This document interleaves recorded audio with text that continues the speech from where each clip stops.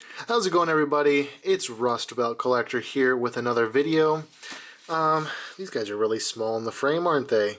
I got these guys in from a trade, actually, with a guy that watched my video about the Micro Fighter Pod Hero guys, and he wanted to do some trading for some of the duplicates that I had, and for some duplicates that he had. We were able to work out a pretty good deal, and I got this Phase 2 Captain Rex here, which is really awesome, one that I didn't have, and this Commander Cody Phase 1 that I also didn't have. This is one of the later ones.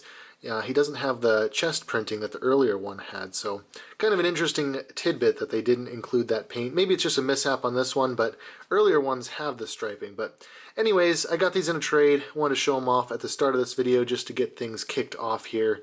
Before anybody asks, I don't typically do trades. I just don't like the kind of the risk reward of having something floating out into the mail while you're hoping that someone sends you something in return, and maybe they do, maybe they don't. I've had some go sour, so before anybody gets any ideas, I don't like to do trades. However, in one of my earlier live streams, I showcased this guy, Commander Doom from the Black Series 3 3/4 inch Star Wars line. This guy came out around like 2014, 2015, I don't know exactly. And fun fact, this is basically the same mold that we're getting the new Commander Wolf in the TVC line. I wish that they were using a different mold because there's a lot to be desired in this mold, especially the fact that his legs are uneven, and you can see there the pretty drastic difference in height. So when he stands up like this. It's pretty cool. He's a great mold. I love it. I love it so much. I love it so much that I actually made a custom variation of him, which is what this whole video is really about. We'll get into that shortly, but I just want to go over this figure. He's pretty cool overall, and in terms of design, and there's a lot of potential that Hasbro could have really brought out with this figure, but unfortunately they didn't. So we'll go over that. You know, he's got your standard ball jointed head, really cool color patterning, like I said, pretty decent sculpt, but I mean, just look at the bad paint apps going on there on his helmet. You can see like gray where his visor should be. He's got a hinge and a swivel at the shoulder, brings it up to 90. Pretty decent arm articulation overall. Really big hands that just look really ugly and obnoxious, but they're on a hinge and a swivel, so that's kind of cool, I guess. I don't really care about that. Swivel at the waist that kind of looks like it's coming apart. Like, you see what I'm saying there? Just sloppy looking. And then swivel at the hips that aren't painted. Like, you can see his thighs aren't painted up there. Nice, nice, nice. And then hinge and a swivel at the knee, also not painted. He has no paint apps on the undersuit there where it should be painted. And then hinge and a swivel at the foot, which is kind of hindered by this lip back here. Kind of like the Black Series figures, really. The Black Series figures have the same lip back there that I end up actually shaving off because the foot should be able to go, you know, back like that, but it can't. So anyways, that's this figure, right? This is the one that everyone got. You know, if you want a Commander Doom, which I'm really glad that they made a Commander Doom. You know, it's nice that they picked such an obscure figure to make, but they could have done a lot better. So anyways, that's what the standard Black Series 3 3/4 inch version looked like. And then I came along and I said, I love this character, I love the design, but I really don't like the figure. In fact, I can't even get it to stand up just for 3 seconds. Come on, there we go. Okay. So I said to myself that I would be making an updated version, a better version, one that I would just be more proud of in my collection. And I settled upon using the antenna mold. And so here we go. This is my custom 3 3/4 inch Commander Doom action figure. Now, first off, let me just say I don't claim to be an expert or a professional at doing this. This is something that I just did for my own personal collection, something that I wanted to have on my shelf to look nice. And, you know, if you see issues with it, that sort of thing, it's okay. It's just something that I wanted on my shelf. You know, to take the place of this crooked, goofy guy here, I wanted to get one that looked just a little bit better, a little bit sharper. And let's be real here, I collect a lot of the realistic Clone Troopers. I just don't have very many Clone Wars figures, and so it makes more sense to have a Commander Doom in the realistic style versus the animated style. That's just my opinion, and this is a really good sculpt. This is a really good mold to make custom figures out of, and that's just what I went with. It just made the most sense to me, I guess. So starting off here, we have his helmet. This is just the standard head, and then I custom scratch built a visor out of some polystyrene, just some plastic sheeting. Gave him a little headlamp up there and an antenna. The antenna is actually the barrel to a G.I. Joe weapon, I think. I could be mistaken. Going down, you know, it's the standard articulation. I tried to paint as accurately as possible. We'll just show kind of a comparison here. He's got the triangle. It's a little off-center. I wish it was a little bit more centered, but it was kind of tricky, and I goofed on that, so I'll forgive myself just this once. Then on the other side, you have the chevrons going down, and then on the chest, you have the yellow triangle, which I think turned out pretty good. He also has this rank insignia, which I used just another piece of the polystyrene and painted it black, and then used a needle to pinpoint little dots of different colored paint on there. I know it's not accurate necessarily to this one. This one's gold with red, blue, and black markings, but I just, you know, I kind of winged it, and I just went with what paint colors I had on hand.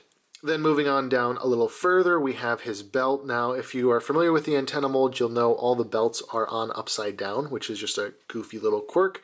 So I cut the belt and I turned it right side up, painted it brown. I gave him two Clone Wars era, or Clone Wars figure, you know, holsters and blasters. Those are what I had on hand. There aren't really any figures that have a realistic style holster that isn't attached to one of these plastic commas, and so it just makes it really difficult to actually get a holster loose. So I went with this Clone Wars style holster. I think it works just fine with this figure and looks great, and it holds the blasters really well. I want to say this came off of like a Commander Thayer, or a Lieutenant Thayer rather. I don't know specifically, since it was just in my fodder bin and I pulled it out and, you know, made use of it. So I think that looks really nice. He holds the blasters really well, even though they are animated style and he is a realistic style.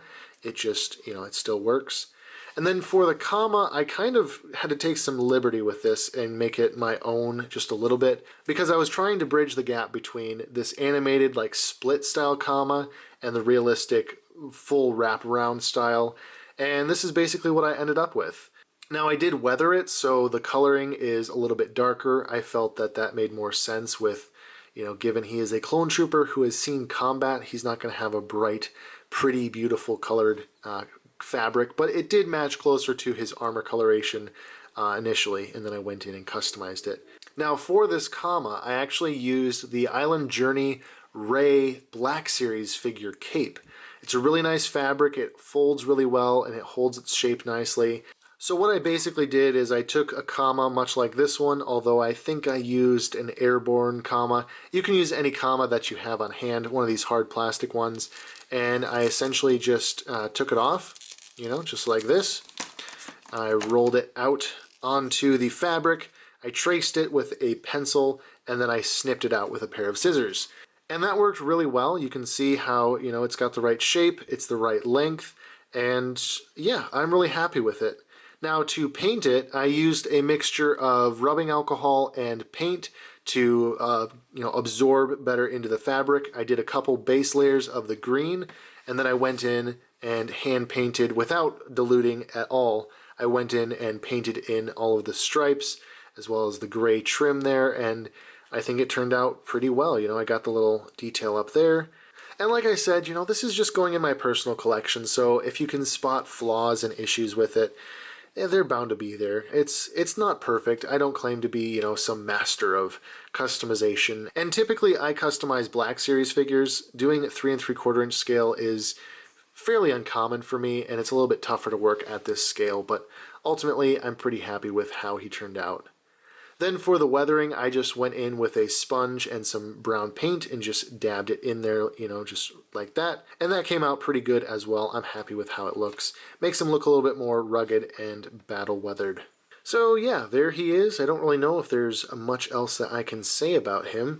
I'm really happy with how he turned out, and, you know, I think I might be doing some more like this guy. Maybe I'll do Commander Thorn, and some other variations of Clone Wars commanders in a realistic style. I think that this one turned out good enough that I might try more. I might try my hand at some more 3 3/4 inch customization and hopefully not suck too bad at it. Now, to anyone that might be curious about the paint that I used, I've found that this Model Color by Vallejo is a really nice, easy to apply, and really doesn't smudge or smear that badly. Goes on very smooth, and just I use a little dot of alcohol on my brush to really smooth the paint out. And as you can see on this figure here, it really did apply quite smoothly. Apart from my, crappy details like that, the paint itself went on very smooth. There's no real brush strokes that are visible, and I'm really happy with how that came out. So for the green and the yellow, I just used these colors right here, the flat yellow and the intermediate green. I didn't mix them or do anything like that, just straight out of the bottle. That's what the result is right there. For the gray, I just mixed a custom batch using black and white and just mixing them together until I got a gray tone that I felt was, pretty close to what I wanted with him. I went a little bit darker than the Black Series figure, as you can kind of see. I just felt that this one was a little bit too light, so I went a little bit darker. And then for the brown on the belt and the holsters, I used Model Color Leather Brown. Now, I got these colors at Hobby Lobby. I know you can get them probably online somewhere. There's probably a Vallejo website. You might be able to find them on Amazon.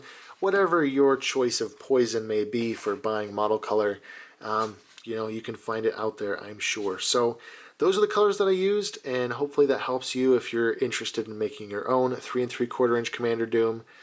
I might play around with the idea of using this same recipe to make some of his troopers, just so I can have like a little squad of them or something. I don't know. That's something that might come up in another future video. We shall see. But anyways, that's really all there is to it. This is just a quick little custom review that I wanted to showcase here. And I'm sure that if you follow my Instagram page, you will see this guy show up in some toy photos real soon. But as always, guys, thanks for watching. Be sure to check out the link down in the description. It'll take you to my Facebook, my Instagram, my Teespring, all those good places where you can keep up to date with the channel and just all the fun little things that are going on there. As well as my P.O. Box address down there. If you guys want to send anything in, I'll unbox it on the channel. And apart from that, I hope you guys have a fantastic evening, noon, or night. I'll catch you in the next video.